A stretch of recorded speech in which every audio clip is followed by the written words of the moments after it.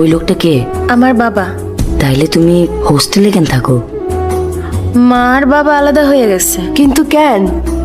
ওরা একজন আরেকজনের পছন্দ করে না, এই জন্য। আমার 1 মাসের খরচ বাবা দেয়, আর অন্য মাসের খরচ আমার মা দেয়। মনের ভেতরে এত কষ্ট নিয়ে সবসময় কেমনে হাসো তুমি? আমিও অনেক কাঁদি, কিন্তু আমার কান্না কেউ দেখে না।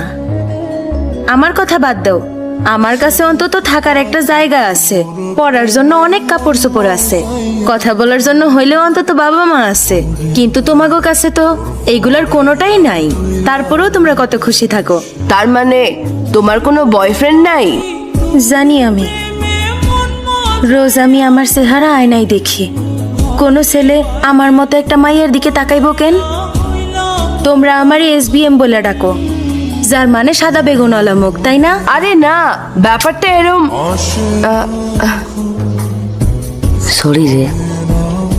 সমস্যা নেই মানজা, এখানে সরি বলারই বা কি আছে? আমি ঠিক মতো পড়ালেখা না করলে সেটা আমার দোষ, কিন্তু দেখতে এমন, তাতে আমার কি দোষ? আমি জন্মই নিছি এমনি, এটা কি আমার দোষ? দোষ যখন আমার না, তাহলে আমি কেন লজ্জা পামো? শোন না, ওরে মনে পড়তাছে, অন্য কেউ না, ভাগ্যবতী। ও আমাগরে নিয়ে অত মন খারাপ করবো না, আমরা তোরে নাম ধরেই ডাকো। এই এখন থাম, কইছিলাম না ওর লগে আমি লাইন মারুম, এখন থেকে আমি এটাই করুম। এই মানঝা, ভাগ্যবতী জোড়াটা সুন্দর হইবো না?